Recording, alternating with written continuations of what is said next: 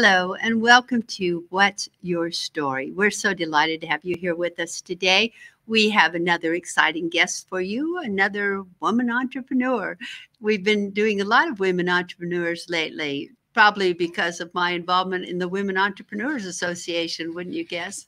But our guest today is Jessica Rice. She is the Vision Evolution Coach and a certified ICF coach, as well as a speaker, an entrepreneur, and a host of the Hello You Show podcast.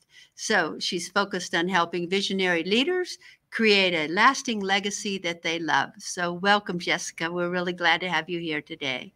Oh, thank you so much for having me. It's a delight to be here. Thank you. And it's my understanding that as an executive leadership coach, you've been helping visionary-minded leaders rise into their thought leadership. What does that mean?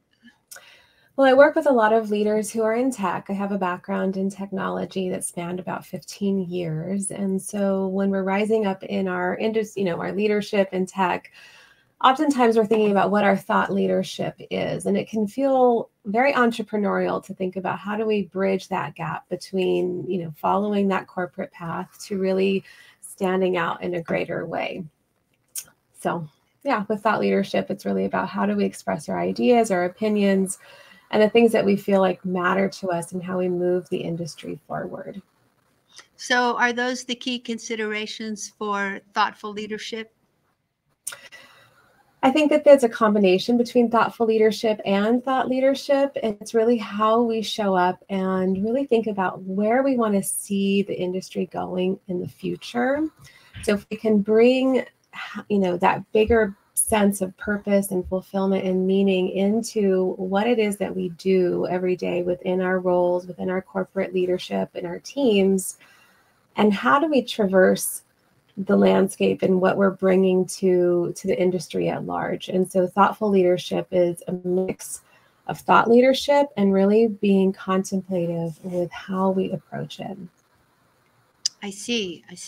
So how does authenticity weave into thoughtful leadership? Well, as a coach, I've worked with a lot of leaders, and we know that, obviously leadership had this stigma for a while that there's a certain type of leader. And I've been really working to help debunk this idea that you have to be very loud or very boisterous or even know exactly what it is that where you're going, what it is that you're wanting to do. And so when I'm working with a lot of leaders, they are oftentimes feeling like they are imposters or that they're not the type of leader that they're supposed to be because they don't embody those same personality traits. So authentic leadership is really how do we bring out your natural strengths in such a way where you can genuinely and uniquely shine. And I think that the more that we start to lean into this, the more that we are actually getting the type of leaders that we need in this industry, as opposed to the types who get promoted simply because they're the loudest. Mm-hmm. Yeah, I've seen in Las Vegas, where I live, very often people get promoted in the casino industry because they have worked their way up the financial ladder. And so as coming through the financial steps into now being a general manager or someone at the top level, they don't seem to have the people skills. So is that something that is worked on in the thoughtful leadership process or what? Yeah, no, absolutely. Communication, presence, negotiation, strategy, influence, all of these are integral to being the type of leader that we want to have who are leading large corporations and have the emotional intelligence to do so.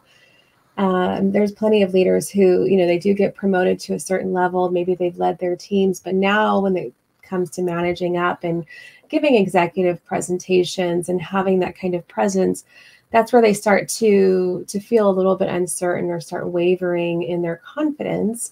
And so that is a part of how we lean into what those natural strengths are so that they can bring out their greater confidence. Not so much as trying to be something else, but really leaning into who they are. Mm-hmm. Mm-hmm. Yeah. I worked with a man in Africa that was probably one of the best leaders I've ever seen, in that he managed people from 9 different tribes of African people, and he spoke every single language. And when I commented on it and asked him how he learned to speak all those languages, he said, I made the effort because those are the languages that the people that work for me speak, and would it be fair if I could speak to some of my people, but not all of my people? And I found that incredibly interesting because in this country, I see a lot of people in leadership positions that have a lot of people working for them that don't speak English, and yet they make no effort. Do you have any thoughts on that? Absolutely. So a lot of leaders that I work with, I mean, we're working in a global environment now. I think that we've seen with the pandemic that we aren't constrained by our location any longer. And it's so relevant and important that we are able to, number one, communicate to the audience who we're talking with, but also bridge that gap when we're talking about teams who are overseas and in multiple countries. We're talking now about different cultures. And so when we're thinking about DEI efforts, it's not only just bringing about equity, but it truly is about bringing inclusion. And how do we go about bridging that gap? I had one leader who, prior to her traveling to India, we were talking about what were some of the things that she could do. She has a background, she came from Taiwan. So she was really trying to understand the culture, the customs, and what type of gift would be the best gift to bring, even when she went to visit her team in India. And I think that those are the types of things that we need to consider, even if we're not traveling, is how do we continue to create rapport and greater connection amongst our teams so that everybody feels heard and valued. And that goes along with personality styles, how we show up, all of the different things that different teams bring, different cultures, different backgrounds, different experiences. Yeah. So if I'm promoted into a leadership position, and I'm not sure what I should be doing or how I should be doing it, what do you recommend that I would do to get ready to be in that position? I think one of the things that leaders always think is that they have to know everything. And the more that we can lean into the curiosity of, what it is that our team is doing, what is it that their needs are, what are their fears, what are their goals, their hopes, the more that we can really address what it is that we are supposed to be doing as a leader. When we lean into curiosity, it opens up our mind to being able to look past our own fears. I think that from a neuroscience perspective, that's what limits us or holds us back and constrains us and brings out that imposter syndrome. So when we can move past that, it's really about how can we be in service as a leader. It removes the pressure from having to have all the answers to really just being investigative and finding the answers. And then it becomes apparent how we can serve and show up as the leader that they need us to be. I see. I see.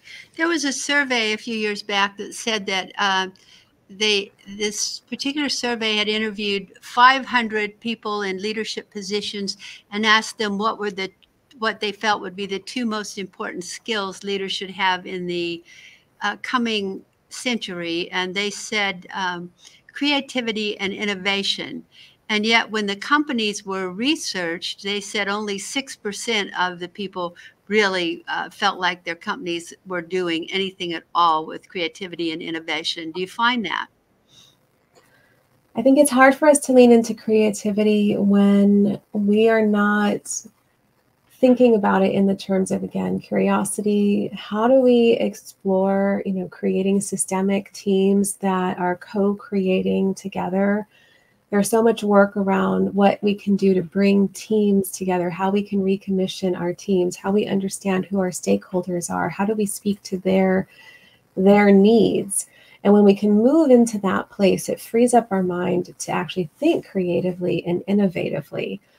A lot of the cultures that we're starting to see, within tech have really been heavy on, performance driven, goal driven, demand, and, reaching certain milestones within a given amount of time. It does add a lot of pressure, and that's always going to be prevalent within any industry.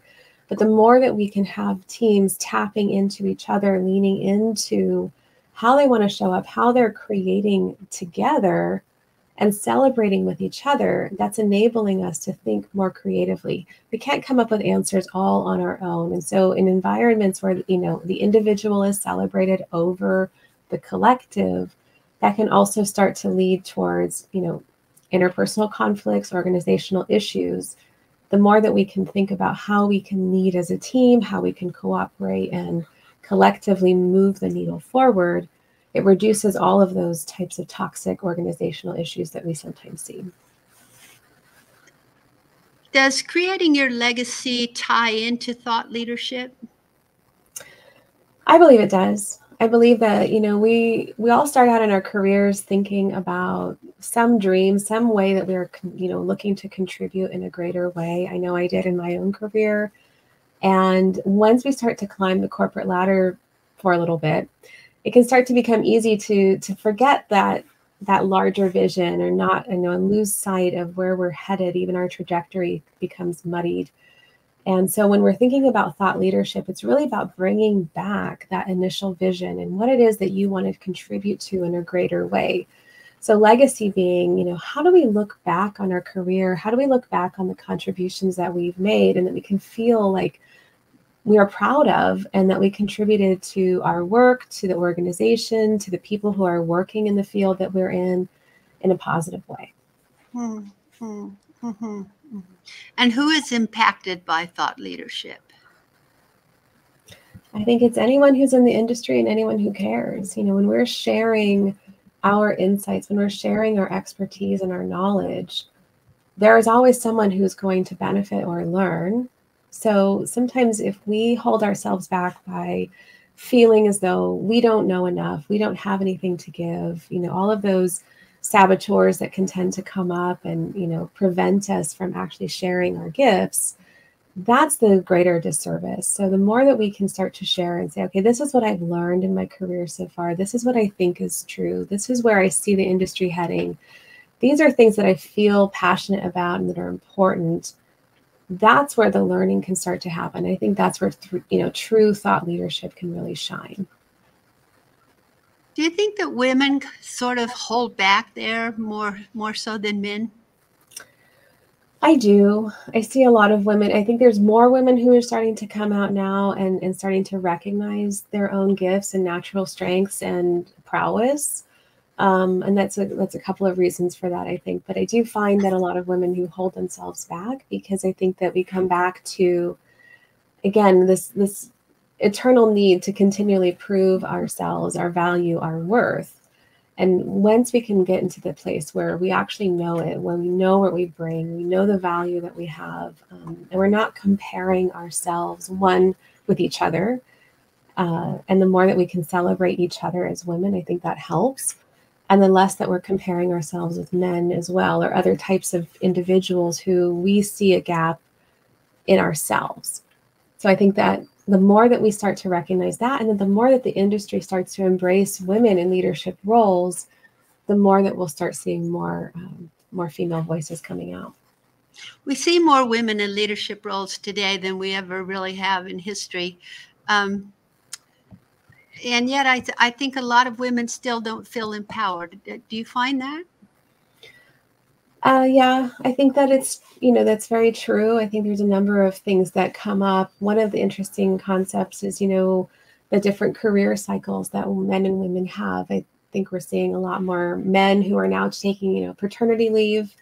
But there's a lot of changes that happen in women's lives at different time frames, sometimes than I would say historically men experienced. Or I guess they were experiencing it, but it wasn't honored in the same way as it is today. And so there's one, reason for that. And I think that a lot of women have had to make sacrifices. But number two, companies are now starting to embrace the changes that, women are bringing. The fact that we can have greater, leave policies, and there's more, laws in place that support and help women in these regard. So I think that we're starting to see greater changes. And yet, I think we have a long way to go still too. How does neuroscience tie into organizational systems, brand development, and the various types of things that leaders need to know? Well, neuroscience is really just the fancy way of saying that we have so much that we can learn from each other, and to get over, maybe some of the assumptions and biases that we have developed or established over the years. Our brain is constantly looking for ways to understand the world that we live in. Is looking for that source of truth, but unfortunately it's not always correct. And so sometimes when those neural pathways are starting to forge together, it's based on assumptions, based on past experiences, based on, looking at the future and trying to predict it, things that other people have said or done. And so the more that we can start to unravel some of that and recognize that, again, we don't have to have all the answers. In fact, leaning into curiosity is a really powerful thing that we can do as leaders and within organizations. The greater chance that we have to listen to other voices, to listen to other ideas and opinions, and to kind of remove some of those biases and heuristics that we often see coming out in organizational leadership systems, where everything is, very hierarchical and very top down and done a very specific way. Oftentimes when I'm working with leaders and, the things that come up, well, this is the way we've always done it, very much is based on assumptions and biases. And so it's really about breaking down some of those structures and then rebuilding new ideas and new neural pathways that we all can kind of learn and grow from together.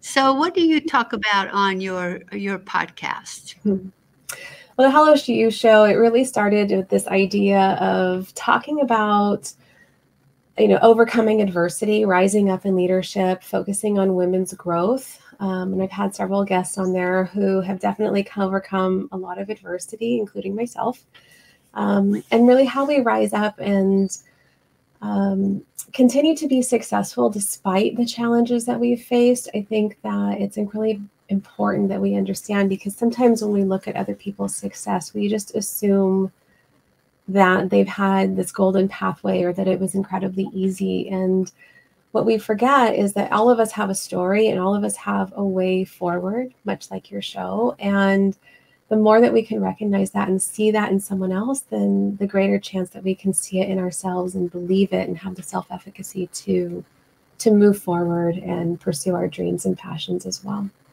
That sounds like a great show. Where does someone view your show? How did they see it? They can go on Spotify, Apple, Google, Amazon, YouTube. It's streaming across. And the title is Hello You? The Hello You. Mm-hmm. Sounds great. It sounds good. So tell us a little bit more about you and your background. What made you get into thought leadership? What made you feel like this is a place that you could really make a difference? Well, I had come up in corporate, spending about 15 years. I started out in design and then moved my way up, doing different roles that I honestly didn't think I was going to be doing. I never intended to go into software engineering, let alone lead entire teams for software engineering, but it so happened to work out that way. And I stumbled across coaching in that process, trying to find ways to better lead my team, lead my organization, and really found something that I felt was a great fit for me. That really highlighted, number one, all of the things that I love about leading a team and seeing their growth, but it also hit home for me in some deeper ways that I'd also gone through other traumas when I was younger in my life, medical emergencies, things like that, and wanted to find a way to give back and really tap into that portion of my life that I didn't feel like I was really contributing to or using my story in a more powerful way, just within software engineering. Well, you've come a long way, haven't you? Well, it's still a progress. Forever. Well, you're supposedly, from what I hear, you're one of the best coaches out there. The Vision Evolution Coach. I love that. Why did you decide on that for the title of who you are? It's funny, I, for a long time was really trying to figure out what type of coach am I, and I really couldn't figure out which bucket I fit into. And so what I really enjoy doing is helping people to understand what their greater vision is for their own lives and really capitalize on the fact that we are constantly evolving. our evolution starts when we're little and it continues to go forever, right? Through our whole lives. And so the more that we can really lean into all of the experiences that we've had, those challenges that we've overcome, the hurdles, the successes, the celebrations, the skills that we've gained along the way, I think that really contributes to how we can then greater serve the world around us and make a larger impact. Oh, yes, most definitely. Now, we're running kind of out of time, but I wanted to be sure that you tell everyone how to get in touch with you in case that they would like to know more about you or about your coaching. Yeah, absolutely. Well, anyone who would like to reach out, the easiest way is either to go to LinkedIn. You can find me at Jessica Carl Rice or at Jessica Rice Coaching on all social media platforms, or find me on my website at Jessica Rice Coaching. Wonderful. Wonderful. So thank you for being with us today. Is there anything I didn't ask you that you think you still like to share with the group? I think the only thing I would say is that I think it's important that we really honor our dreams and our bigger goals. They're there for a reason, and it's never too late. So if it's still in there and it's calling to you, go out, continue to pursue it. It's there, and you have the means to do it. Wonderful. I love that, to continue to pursue our dreams. If it's in there, we still got to go for it, right? Absolutely. Thank you, Jessica. Thank you for being here today. Thank you so much for having me. And thank you for joining us today. We hope that you'll come back and be with us again on another episode real soon.